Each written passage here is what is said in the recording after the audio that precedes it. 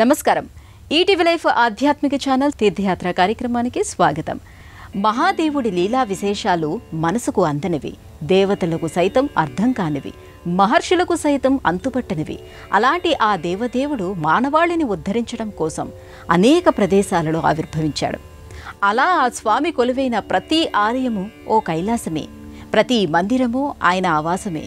అలాంటి మహిమాన్విత క్షేత్రాలలో అసోంలోని గువహటి ఒకటి. ఇక్కడి ప్రకృతి మాత సిగలో వెలిసిన శ్రీ లంకేశ్వర్ ధామ్ నేటి మన తీర్థయాత్ర.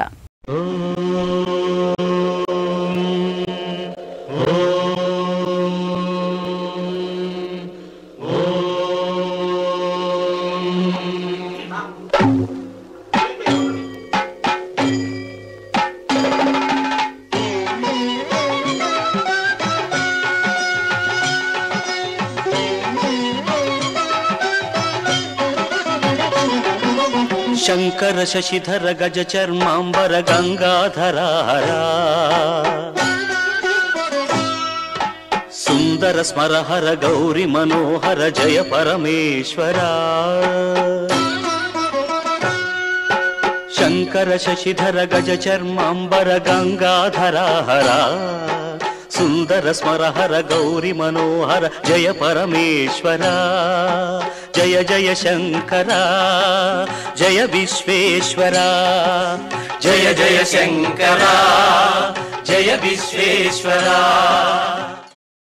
అసోం రాతియుగం కాలం నుంచి తన ప్రత్యేకతను చాటుతూనే వచ్చింది. పర్వతాలు, నదులు, అడవులు, వనాలు, ప్రాచీన కాలం నాటి నిర్మాణాలతో తన విశిష్టతను విస్తరిస్తూనే ఉంటుంది. అలాంటి అస్సాంలోని గువహటి కూడా పురాణ ఇతిహాస సంబంధమైన నేలగా విలసిల్లుతోంది. బ్రహ్మపుత్ర నదీ తీరంలోని ఈ పవిత్రమైన ప్రదేశంలో లంకేశ్వర్ ధామ్ అలరారుతోంది. గువహటి అనే పేరు వినగానే నీలాంచల పర్వతం, కామాఖ్య అమ్మవారి ఆలయం కనుల ముందు కదలాడతాయి. గువహటి అంటే పోక చెట్ల వరుస అని అర్థం. ప్రకృతి రమణీయతకు ప్రతీకగా కనిపించే ఈ క్షేత్రం అష్టాదశ శక్తిపీఠాల్లో ఒకటిగా చెబుతారు. సతీదేవి యోని భాగం ఇక్కడ పడిందనేది స్థల పురాణంలో కనిపిస్తుంది. దేవతలంతా పర్వతాల రూపాల్లో ఉంటూ అమ్మవారిని సదా సేవిస్తూ ఉంటారని అంటారు. కామరూపిణిగా, త్రిపుర భైరవిగా అమ్మవారు ఇక్కడ పూజలందుకుంటూ ఉంటుంది. పర్వతంపై అమ్మవారి శక్తిపీఠం ఉందా, లేదంటే పర్వతమే శక్తిపీఠమా అనేంతగా భక్తుల రద్దీ ఇక్కడ కనిపిస్తూ ఉంటుంది. మంగళ శుక్రవారాల్లో అమ్మవారికి ప్రత్యేకమైన పూజలు జరుగుతూ ఉంటాయి. భక్తులు పెద్ద సంఖ్యలో ఈ పూజలో పాల్గొంటూ ఉంటారు. ప్రతి ఏడాది ఇక్కడ జరిగే అంబుబాచి ఉత్సవంలో భక్తులు వేలాదిగా పాల్గొంటారు. బ్రహ్మపుత్ర నదీ తీరంలోని శక్తివంతమైన క్షేత్రాల్లో ఇది ఒకటిగా ప్రసిద్ధి చెందింది. ప్రపంచంలోని 9వ అతిపెద్ద నదిగా బ్రహ్మపుత్ర కనిపిస్తుంది. మానస సరోవరం ప్రాంతంలో ఉద్భవించిన ఈ నది అనేక దేశాలను, ఆ దేశాల్లోని ఆధ్యాత్మిక కేంద్రాలను స్పర్శిస్తూ ముందుకు సాగుతుంది. ఎన్నో క్షేత్రాలు ఈ నదీ స్పర్శతో తీర్థాలుగాను విరాజిల్లుతున్నాయి. అలాంటి బ్రహ్మపుత్ర నది కారణంగా ఈ క్షేత్రం మరింత విశిష్టతను విస్తరిస్తుంది. ఇక లంకేశ్వర్ ఆలయానికి సమీపంలోనే నవగ్రహ ఆలయాలు కూడా విలసిల్లుతున్నాయి. గౌహటిలోని చిత్రాంచల్ పైన నవగ్రహ మందిరం కనిపిస్తుంది. నవగ్రహాలతో కూడిన ఈ ప్రదేశం చాలా పురాతనమైనది. తొలిసారిగా ఇక్కడ మందిరాన్ని నిర్మించింది ఎవరనేది తెలియదు. కానీ 17వ శతాబ్దంలో రాజా రాజేశ్వర్ సింఘా చేతుల మీదుగా పునర్నిర్మాణాన్ని జరుపుకుందని చరిత్ర చెబుతోంది. గ్రహ సంబంధమైన దోషాలతో ఇబ్బందులు పడుతున్నవారు ఈ ఆలయాన్ని దర్శిస్తూ ఉంటారు.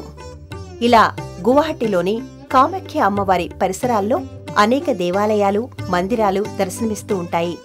ప్రతి ఆలయం, ప్రతి మందిరం ఇక్కడి ప్రకృతిని పెనవేసుకుపోయి కనిపిస్తాయి. చరిత్రలో భాగమై అనేక విశేషాలను మన ముందుంచుతూ ఉంటాయి. అలాంటి ఆలయాల వరుసలోనే మనకి శ్రీ లంకేశ్వర్ ధామ్ దర్శనమిస్తూ ఉంటుంది.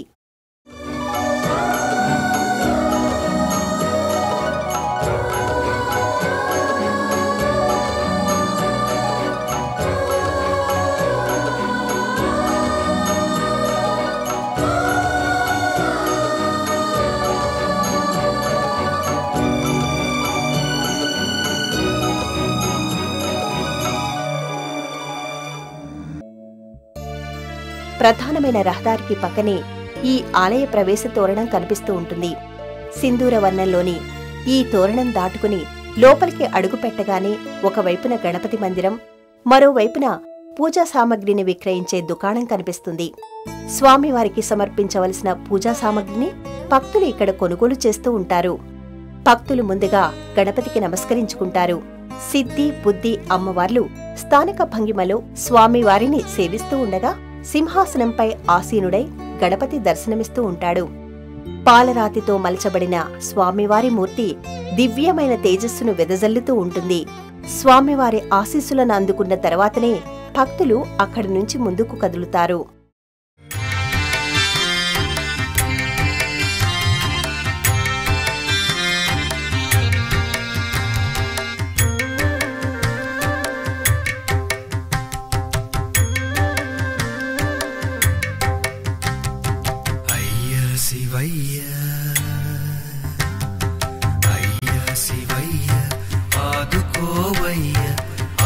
రక్షక బిరుదు నీదే కదయ్యా, అయ్యా శివయ్య ఆదుకోవయ్య.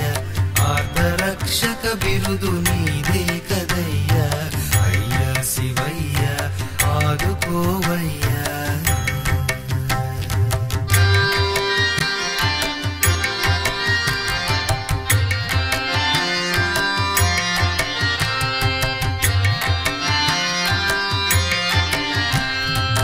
ఆకలేస్తే మాకు అన్నపూర్ణయ్యా, దాహమేస్తే నీవు గంగాధరయ్యా.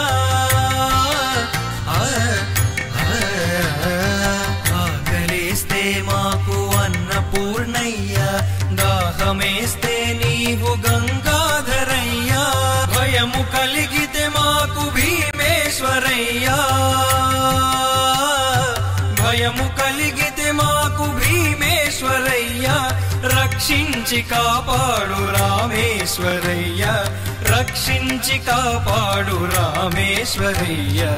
అయ్యా శివయ్య ఆదుకోవయ్యా, ఆర్ధరక్షక బిరుదు నీదే కదయ్యా, అయ్యా శివయ్య ఆదుకోవయ్యా. రావణుడు మహాశివభక్తుడు.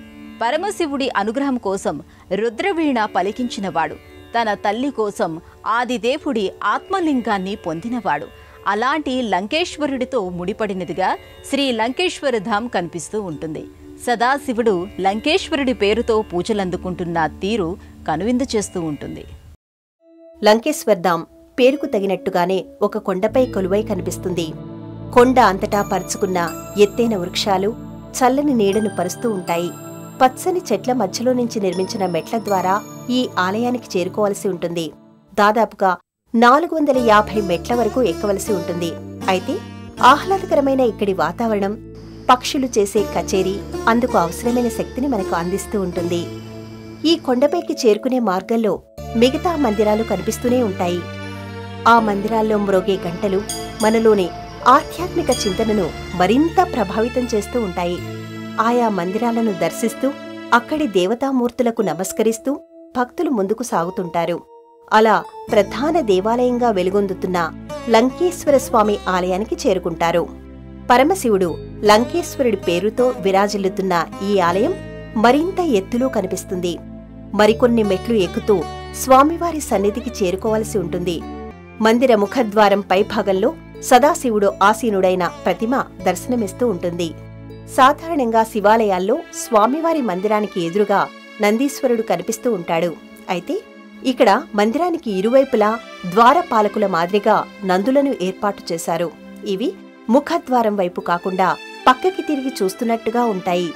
రాతి నందుల అలంకరణగా మలచిన నగిషీలు అబ్బురపరుస్తాయి. ఈ నంది విగ్రహాలలో జీవం ఉట్టిపడుతూ ఉంటుంది. చాలా సహజంగా కనిపిస్తూ ఆశ్చర్యపరుస్తూ ఉంటాయి.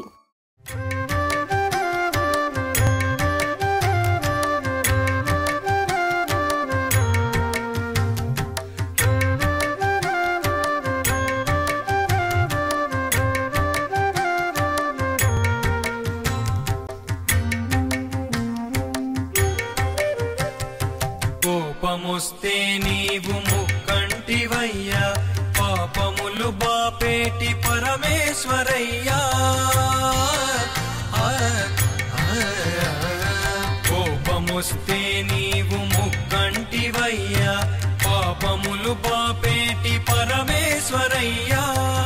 భిక్షమేస్తే నీకు ఓ జంగమయ్యా, భిక్షమేస్తే నీకు ఓ జంగమయ్యా, మోక్షమిస్తావు గద మా సంగమయ్యా, మోక్షమిస్తావు గద మా సంగమయ్యా. అయ్యా శివయ్య ఆదుకోవయ్యా, ఆర్తరక్షక బిరుదు నీదే కదయ్యా. అయ్యా శివయ్య ఆదుకోవయ్యా. లంకేశ్వర్ ధామ్లో అడుగుపెట్టిన భక్తులు ఆశ్చర్యపోకుండా ఉండలేరు. అందుకు కారణం ఇక్కడి శివలింగ పరిమాణం. అది సహజ సిద్ధంగా ఏర్పడింది కావడం, విశాలమైన ఈ మందిరంలో అవతల చివరన ఎత్తైన స్వయంభూ శివలింగం దర్శనమిస్తుంది.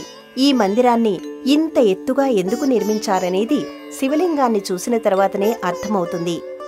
కొండపై సహజ సిద్ధంగా స్వయంభూగా ఆవిర్భవించిన శివలింగానికి గర్భాలయ ఆకృతిని తీసుకొస్తూ మిగతా మందిరాన్ని నిర్మిస్తూ వెళ్లారు. తల పైకెత్తి దర్శించవలసిన ఈ శివలింగం విభూతి అభిషేకంతో రుద్రాక్ష మాలలతో దర్శనమిస్తూ ఉంటుంది. స్వామివారి స్వయంభూలింగానికి ఎదురుగా పాలరాతి నంది విగ్రహాన్ని ఏర్పాటు చేశారు. సాక్షాత్తు రావణుడు ఈ శివలింగాన్ని అర్చించినట్టుగా స్థలపురాణం చెబుతోంది. చాలదా ఈ జన్మ చాలదా, శివ కీర్తన చేయ ఈ జన్మ చాలదా, కైలాసవాసుని గళమెత్తి కీర్తింప, కైలాసవాసుని గళమెత్తి కీర్తింప ఈ జన్మ చాలదా, ఈ జన్మ చాలదా, ఈ జన్మ చాలదా, చాలదా ఈ జన్మ చాలదా, శివ కీర్తన చేయ ఈ జన్మ చాలదా.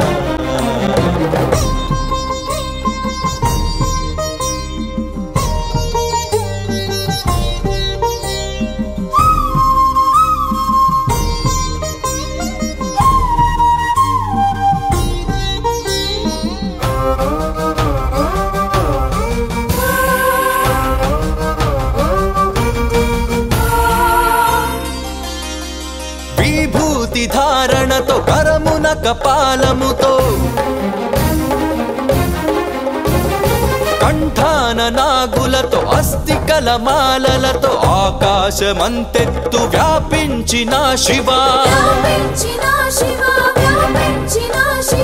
అన్ని లోకాలను పాలించే పరమేశ, నామదిలో నీవయ్య శ్రీశైల మల్లేశ. చాలదా ఈ జన్మ చాలదా, శివ కీర్తన చేయ ఈ జన్మ చాలదా. పరమశివుడు ఆవిర్భవించిన క్షేత్రాలను పరిశీలిస్తే తన ఆవిర్భవానికి కారకులైన వారి పేరుతో, తొలిసారిగా తనని దర్శించిన వారి పేరుతో, తపస్సుతో తనని మెప్పించిన వారి పేరుతో పూజలందుకోవటం మనకిక్కడ కనిపిస్తూ ఉంటుంది. అలాగే రావణాసురుడితో పూజలందుకున్న ఇక్కడ మహాలింగేశ్వరుడు ఆ తరువాత నుంచి లంకేశ్వరుడిగా భక్తులను అనుగ్రహిస్తున్నాడు. మహాశివుడిని అనునిత్యం ఆరాధించే మహాభక్తులలో రావణాసురుడు కూడా కనిపిస్తాడు. మహాశివుడిని అర్చించిన తర్వాతనే ఆయన తన దైనందిన కార్యక్రమాలను ఆరంభించేవాడని అంటారు. అలాంటి రావణుడు దర్శించిన శివలింగాలు అటు దక్షిణ భారతదేశంలోనూ ఇటు ఉత్తర భారతదేశంలోనూ కనిపిస్తాయి. అలా ఆయన ఇక్కడి స్థల మహత్యం గురించి తెలుసుకుని స్వామివారిని దర్శించినట్టుగా చెబుతారు. రావణుడిని అనుగ్రహించిన స్వామి ఇకపై ఆయన పేరుతో లంకేశ్వరుడి పేరుతోనే తాను పూజాభిషేకాలు జరుపుకుంటానని సెలవిచ్చాడని ప్రతీతి. ఆ తర్వాత కాలంలో ఎంతోమంది మహర్షులు, సిద్ధులు ఇక్కడి స్వామివారిని సేవించినట్టుగా చెబుతారు. మహాశివలింగం సన్నిధిలో ఏర్పాటు చేసిన చిన్న శివలింగానికి భక్తులచే అభిషేకం చేయిస్తూ ఉంటారు. శైవ సంబంధమైన పర్వదినాలతో పాటు శివరాత్రి ప్రత్యేకమైన పండుగగా కనిపిస్తుంది. ఇక ఈ ఆలయానికి చేరుకుంటూ ఉండగానే దారికి ఒకవైపున శనైశ్చరుడి ఆలయం, మరొక వైపున హనుమ మందిరం కనిపిస్తాయి. ప్రధానమైన ఆలయానికి వెళ్లే దారి నుంచి విడిపోతూ ఆ పక్క నుంచి ఏర్పాటు చేసిన మరో దారి శనైశ్చర ఆలయానికి తీసుకుని వెళుతుంది. విశాలమైన ప్రదేశంలో అందంగా తీర్చిదిద్దిన మందిరం ఇది. చిన్నపాటి ముఖమంటపాన్ని కలిగిన ఈ మందిరం చాలా ప్రశాంతంగా కనిపిస్తుంది. ప్రధానమైన ముఖద్వారం పైన సూర్య భగవానుడి ప్రతిమని ఏర్పాటు చేశారు. గర్భాలయంలో శనైశ్చరుడు కాకి వాహనంపై దర్శనమిస్తూ ఉంటాడు. నీలి వర్ణంతో కూడిన స్వామివారి మూర్తి వివిధ రకాల ఆయుధాలను కలిగినవాడుగా కనిపిస్తాడు. భక్తులు స్వామివారికి నమస్కరించుకుని అక్కడి నుంచి బయలుదేరతారు. స్వామివారి దర్శనం వల్ల శని సంబంధమైన దోషాలు తొలగిపోతాయని భక్తులు విశ్వసిస్తూ ఉంటారు. నమః కృష్ణాయ నీలాయ సితికంఠ నిభాయ చ, నమో నీల మయూఖాయ నీలోత్పల నిభాయ చ, సూర్యపుత్ర నమస్తేస్తు భాస్కరే భవదాయక, అదోదృష్టే నమస్తుభ్యం వపుః శ్యామ నమోస్తుతే అంటూ భక్తులు స్వామివారికి నమస్కరించుకుంటారు. ఓం నమః కృష్ణాయ నీలాయ సితికంఠ నిభాయ చ, నమః కాలాగ్నిరూపాయ కృతాంతాయ చ వై నమః, నమో నిర్మాంసదేహాయ దీర్ఘశ్మశ్రుజటాయ చ, నమో విశాలనేత్రాయ స్థూలరోమ్నే చ వై పునః. ఆ పక్కనే హనుమ మందిరం కనిపిస్తుంది. ఒక రకంగా చెప్పుకోవాలంటే అంచెలంచెలుగా నిర్మించిన హనుమ వేదికగా పిలుచుకోవచ్చు. ఎందుకంటే 2 అంతస్తులుగా కనిపించే ఈ వేదిక పైభాగంలో పద్మాసన ముద్రలో కూర్చొని ధ్యానం చేసుకుంటున్న హనుమంతుడి భారీ మూర్తిని ఏర్పాటు చేశారు. గదాయుధాన్ని పక్కనే పెట్టుకుని ధ్యానం చేసుకుంటున్న స్వామివారి మూర్తి స్వర్ణవర్ణంలో మెరిసిపోతూ ఉంటుంది. అతులిత బలధామం స్వర్ణ శైలాభతేహం ధనుజవన కృషానం జ్ఞానినా మగ్రగణ్యం సకలగుణ నిధానం వానరాణామధీశం రఘుపతి ప్రియభక్తం వాతజాతం నమామి అంటూ భక్తులు నమస్కారాలు సమర్పించుకుంటారు. ఈ స్వర్ణ హనుమంతుడి మూర్తి మందిరంలో కాకుండా ఆరు బయటనే ఉంటుంది. అందువల్ల ఇది చాలా దూరం నుంచే కనిపిస్తూ ఉంటుంది. స్వామివారు ఆసీనులైన వేదిక ముందు భాగంలో హనుమాన్ చాలీసాను రాశారు. ఈ వేదిక క్రింద అంతస్తులోని గోడపై వరుసగా ఏర్పాటు చేసిన హనుమ ప్రతిమలు ఆకట్టుకుంటాయి. ఒకే పరిమాణంలో వివిధ ముద్రలతో కూడిన హనుమ ప్రతిమలను మలచిన తీరు మనసుకు మరింత ఆహ్లాదాన్ని కలిగిస్తుంది. రామదూత హనుమాన్ శ్రీరామదూత హనుమాన్, శ్రీరామదూత హనుమాన్ శ్రీరామదూత హనుమాన్, తవ చరణం శరణం భయహరణం, తవ చరణం శరణం భవతరణం, శ్రీరామదూత హనుమాన్ శ్రీరామదూత హనుమాన్. అనునిత్యం ఉదయం 6 గంటల నుంచి సాయంత్రం 6 గంటల వరకు ఈ ఆలయం తలుపులు తెరిచి ఉంటాయి. విశేషమైన పర్వదినాల్లో ఆయా వేళలు మారుతూ ఉంటాయి. దేశంలోని అన్ని ప్రధానమైన నగరాల నుంచి గౌహతికి రోడ్డు, రైలు, వాయుమార్గాలు ఉన్నాయి. గౌహతికి వెళ్లిన తర్వాతనే అక్కడి ఈ ఆలయానికి చేరుకోవడానికి స్థానిక వాహనాలు అందుబాటులో ఉంటాయి. గువాహటి ప్రాంతమంతా అనేక ఆలయాలతో ఆధ్యాత్మిక చింతనతో కనిపిస్తూ ఉంటుంది. ప్రకృతిని, ప్రశాంతతను కలుపుకొని ఇక్కడ ఆధ్యాత్మికత పరిమళిస్తూ ఉంటుంది. అలాంటి ఆలయాలలో ఒకటైన లంకేశ్వర ధామ్ విశేషాలను వీక్షించారు కదా. మరో ఆలయ సందర్శనంతో మళ్ళీ కలుసుకుందాం. అంతవరకు సెలవు. నమస్కారం. దారియేదో తీరమేదో గమనమేదో గమ్యమేదో లేత ప్రేమల లోతు ఎంతో లేని కన్నుతో చూడరా, చీకటేదో వెలుతురేదో మంచు ఏదో మంట ఏదో లోకమెరుగని ప్రేమ కథని లోని కన్నుతో చూడరా. ఈశ్వరా పరమేశ్వరా చూడరా, ఎటు చూడరా. ఈశ్వరా పరమేశ్వరా చూడరా, ఎటు చూడరా. ఈ కార్యక్రమాన్ని తిరిగి చూడాలనుకుంటే www.youtube.com/@ETV Life Spiritual లో చూడవచ్చు.